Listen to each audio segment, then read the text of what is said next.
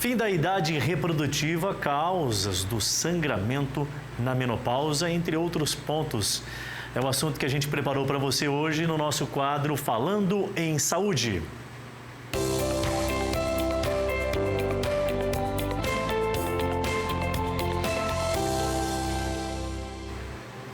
Pois é, o Falando em Saúde conecta com um profissional especialista nas mais diversas áreas lá do Complexo Hospitalar Central. E hoje a minha convidada é a doutora Thalita Martinelli, ginecologista. Oi, doutora, como é que vai? Tudo bem? Boa tarde à senhora, seja bem-vinda ao nosso Band Cidade. Boa tarde, tudo bem? É um prazer estar aqui novamente. Que honra nossa recebê-la. O assunto é sangramento na menopausa. Vamos logo direto ao assunto, mas antes a senhora só dá uma contextualizada superficialmente, o que é a menopausa? Muito bom começar desse jeito, né? Porque muita gente não sabe o que é a menopausa. Menopausa é a data da última menstruação. A gente conta um ano a partir dessa data da última menstruação. E se isso completar 12 meses, né, um ano, a gente considera que a mulher entrou na menopausa. Isso é normal de acontecer a partir dos 40 anos. A partir dos 40 anos, é normal que a mulher comece a ter irregularidade menstrual, né? Aqueles sintomas que a gente fala que são os clássicos da menopausa: calorão, fogacho, ressecamento vaginal, irritabilidade, dor generalizada no corpo. Então, quando a gente começa a ter essa irregularidade menstrual, que é normal a partir dos 40 anos, a gente fala que entrou na menopausa quando essa data da última menstruação completar aniversário, completar um ano. Perfeito. E as causas são as mais diversas possíveis, né, de sintomas que são sentidos devido a esse momento atravessado pela mulher. Mas muito dessas reações, né, desses sintomas, eles podem ser combatidos com ações preventivas. Eu queria saber sobre isso antes da gente detalhar sobre o assunto que é o sangramento na menopausa, doutora. A mulher, principalmente, ela pode adotar algum estilo de vida antes mesmo do período de entrar na menopausa para combater esse período? Sim, pode sim. A menopausa, ela vai acontecer com todas as mulheres, né? Ela é inevitável, mas alguns hábitos de vida costumam melhorar esses sintomas. São aqueles hábitos de vida que a gente sabe, né? Que não só para a menopausa, mas para tudo: atividade física, atividade regular, alimentação, ter um peso adequado, né? Ali um peso adequado para cada tipo de corpo, mas principalmente a atividade física para essa transição da vida reprodutiva para a menopausa, com certeza é determinante para melhorar os sintomas. É recomendado começar a reposição antes mesmo do período de enfrentar a menopausa, doutora? Ou cada caso é um caso especificamente? Isso vai depender um pouco. Tem mulheres que sentem esses sintomas muito precocemente. Então, quando a gente tem a presença dos sintomas, é quando a gente vai fazer a reposição hormonal. A reposição hormonal não é para todas as mulheres, né? A gente tem muitas contraindicações. Paciente, por exemplo, que tem histórico de câncer não pode usar hormônio de jeito nenhum, mas a gente tem que individualizar cada caso. Tem mulheres que já quando começam a ficar irregulares ali a menstruação, já começa a ter sintomas muito intensos. Então, para esse tipo, para essa paciente específico, a gente consegue melhorar esses sintomas antes dela entrar efetivamente na menopausa com as reposições hormonais ou até alguns outros medicamentos que a gente costuma utilizar para melhorar sintoma. Agora, a mulher que não tem sintoma ou até aquelas que têm contraindicação ao uso de hormônio, aí não tem como a gente usar, né? A gente vai melhorar com outro tipo de orientação, como, por exemplo, atividade sexual, com certeza, ou outros medicamentos que não envolvem hormônio na sua composição. Perfeito. Doutora, entrou na menopausa, continuou sangrando, isso é normal? Não, de jeito nenhum. Isso não é normal e tem que procurar um médico imediatamente. Se a sua última menstruação completou aniversário, fez ali um ano da data da última menstruação, você nunca mais pode sangrar. A partir do momento que você sangra, depois que entrou na menopausa, isso tem que ser investigado. A gente precisa fazer exames complementares, precisa de uma avaliação do ginecologista, porque a gente precisa investigar e excluir causas, por exemplo, uma causa de sangramento pós-menopausa, que é o câncer de endométrio. Não sei se todo mundo sabe o que é endométrio, vou só explicar rapidinho aqui, pegar meu modelinho de útero, a gente tem aqui os órgãos reprodutivos femininos, né? O colo, a vagina, o colo do útero, toda essa parte da musculatura do útero que chama miométrio e a camadinha de dentro do útero que sangra ali todo mês na menstruação, isso se chama endométrio. E o câncer de endométrio é uma das coisas que a gente precisa excluir quando a gente tem um sangramento depois da menopausa. Entrou na menopausa, tem 1 ano, sangrou. É importantíssimo demais procurar um profissional para ver o que está acontecendo, porque não tem nada de normal nisso tudo, né, doutora? Que tipo de exame a gente deve recorrer para a gente, de forma até preventiva, né, já saber como proceder nesse período? O ultrassom transvaginal, ele já é um exame que ajuda muito a gente no diagnóstico, né? Então, quando a gente entra na menopausa, se a gente não menstrua mais todo mês, então essa camadinha de dentro do útero, né, o endométrio, ela tem que ficar muito fina, tem que ficar bem fininha. E a gente tem um ponto de corte, um número máximo que a gente pode ter de espessamento dessa camada. Então, o ultrassom transvaginal, ele já ajuda nesse diagnóstico.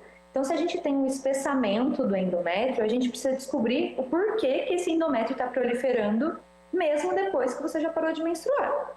Uma das causas de sangramento pós-menopausa são os pólipos e os miomas, né? Não só pós-menopausa, mas também são causas de sangramentos antes da menopausa. Estou vendo que vocês colocaram ali as imagens. O mioma, ele é uma lesão benigna do útero, né? E quando ele cresce para dentro da cavidade uterina, para dentro do endométrio, ele causa sangramento. Outra coisa que também causa sangramento, que é um crescimento para dentro da cavidade do útero, são os pólipos, que é exatamente essa imagem que está ali na tela. O pólipo é como se fosse, vamos usar um termo aqui, como se fosse uma verruga que cresce para dentro do útero e também pode causar sangramento, inclusive depois da menopausa. Você me perguntou do exame, né? Então, o ultrassom transvaginal, ele já pode ser esclarecedor ali no diagnóstico dessas lesões benignas, tanto o mioma quanto o pólipo são lesões benignas, na sua grande maioria, tá? E também a gente tem como, não é considerado um exame, já é um procedimento cirúrgico, mas é o melhor procedimento que a gente tem, é a endoscopia ginecológica, né? A histeroscopia, que a gente consegue entrar com uma câmera dentro do útero, dentro do colo do útero, e dentro a gente já consegue ver qual é a característica do endométrio, qual é a característica do útero, o formato, e a gente faz uma biópsia. Quando a gente faz essa biópsia, aí sim a gente tem o diagnóstico definitivo se é uma lesão maligna ou não. A grande maioria dos sangramentos pós-menopausa, não é por câncer de endométrio, mas a gente não pode excluir esse diagnóstico antes de fazer uma biópsia. Então, toda vez que a gente tiver sangramento depois da menopausa, por mais que a gente pense que ali pode ser algo benigno, a gente tem que excluir a possibilidade de câncer. Doutora, estatisticamente as mulheres elas dão mais atenção para a saúde preventiva, isso é meio óbvio, mas não é tão comum saber ou ter aquilo intrínseco para a sua filosofia de vida, a frequência que deve se procurar uma especialista, por exemplo, o ginecologista. Qual que é o padrão, digamos assim, para que a pessoa esteja o quanto mais informada, agindo preventivamente para prevenir essas causas que acometem a mulher? A frequência de uma ginecologista na vida de uma mulher? Eu costumo dizer que se está tudo bem, se nada aconteceu no seu ano, se você não tem nenhuma queixa ginecológica, uma vez por ano a gente tem que se ver para fazer os exames de rotina, né? Colher preventivo, fazer mamografia, os ultrassons. Agora, isso é uma vez por ano, pelo menos. Agora, se antes de completar um ano, se eu tenho queixa ginecológica, se eu tenho sangramento, a gente costuma, e a mulher, ela se inclui nisso também, a achar que o que acontece na nossa menstruação, o que acontece na nossa vida ginecológicas, vamos assim dizer, é tudo normal. Sentir dor é normal, sangrar é normal e muitas vezes não é. Sentir dor muitas vezes não é normal e sangrar também não é normal. Então, a gente precisa identificar o que é normal no nosso corpo, por isso ir uma vez ao ano no ginecologista, para a gente saber identificar quando tem alguma anormalidade. Então, pelo menos uma vez ao ano. Doutora, eu vou falar aqui da reza, mas não posso falar do santo. Estão perguntando aqui se pode coisar durante a menstruação. Pode sim, não tem problema nenhum. Mas a gente sabe que as doenças sexualmente transmissíveis, elas têm mais facilidade de transmissão durante o período menstrual. Até porque o colo do útero ele fica um pouquinho mais dilatado durante a menstruação, então pode, sim, não tem nenhuma contraindicação, mas sempre tomar cuidado também com as doenças sexualmente transmissíveis. Para encerrar, doutora, a senhora falou durante o nosso bate-papo entre as ações preventivas do comportamento de vida da mulher para enfrentar esse período da menopausa de forma mais, digamos assim, pujante. A atividade sexual da mulher também inflige justamente na sua reposição dos hormônios que faz com que você enfrente esse período de forma mais tranquila? Na verdade, o que acontece também na menopausa é uma diminuição da libido. Isso pode acontecer, a mulher sentir menos desejo, né, de ter relação. E a vagina, ela também pode ficar mais ressecada. Isso acontece com muita frequência.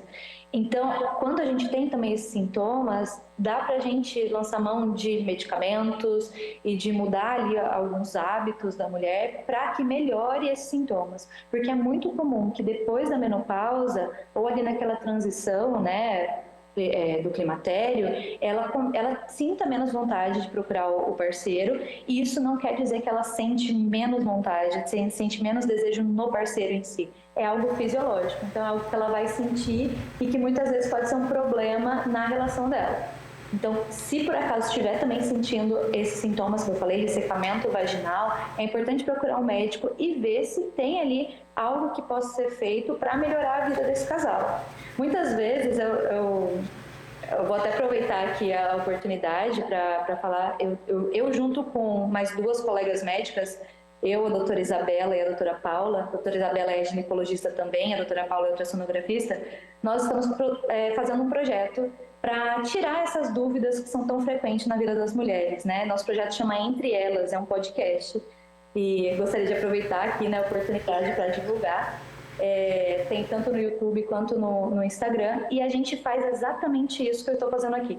A gente tira dúvidas que, para a gente, para a nossa prática clínica, é uma dúvida comum, muito comum, que a maioria das mulheres tem, mas que muitas vezes elas não conseguem chegar a essa informação. Tá no YouTube, doutora? Tá no YouTube, Entre Elas? Tá no YouTube. Ô, Neto, vê se você acha aí rapidinho. Entre Elas, no YouTube. É um podcast que fala justamente, debate essas dúvidas que são corriqueiras no dia a dia da mulher. Às vezes são questões simples, mas elas acabam não tendo a informação científica, né? Importante isso aí. É uma prestação de serviço extraordinária. Queria parabenizar aqui a doutora e as demais colegas também, que estão preocupadas, né? Entre Elas, por extenso, doutora, como é que escreve para achar lá no YouTube? Você colocar Entre Elas, episódio 1, vai aparecer já. Entre Elas, episódio 1. Vocês estão postando com que frequência lá, doutora? Uma vez por semana, uma vez por mês? Semanal. A gente posta semanal, a gente já falou sobre corrimento vaginal, já falou sobre sexo e o quanto isso pode ser não prazeroso para a mulher, né? A gente fala também um pouquinho da menopausa. E o nosso intuito é isso, é trazer informação para as mulheres, porque isso que você falou, muitas vezes para a gente é uma dúvida óbvia, né? Algo que a gente fala no dia a dia, mas nem sempre o óbvio é dito, né? E muitas vezes isso ajuda na vida da mulher, na vida de um casal. Saber que, por exemplo, o ressecamento da vagina não é falta de desejo no marido, é simplesmente algo que é fisiológico, às vezes muda a vida desse casal. Perfeito, a doutora Thalita Martinelli, ginecologista, especialista em endoscopia e ginecologia, né? Endoscopia ginecológica, falando sobre o sangramento na menopausa, mas acima de tudo, desde o início, né? Como você pode se prevenir e tudo mais, e ainda aproveitando e destacando o seu trabalho social junto com outras amigas médicas, para levar o maior número de informação possível às mulheres. Entre elas, está na internet, no YouTube. Você achou, Neto? Não, depois a gente vai procurar aqui, vai achar. Doutora, depois manda o link pra gente, doutora. Vem divulgar também, é muito legal a gente prestar esse tipo de serviço para a sociedade. Gente, coisar é saúde também, né, doutora? Boa tarde. Boa tarde, muito obrigada aqui novamente pela oportunidade. E é isso, conhecimento é sempre o melhor caminho. Valeu, muito obrigado aí, ó. Nosso quadro Falando em Saúde, Ação Preventiva, conexão direta com o Complexo Hospitalar Central.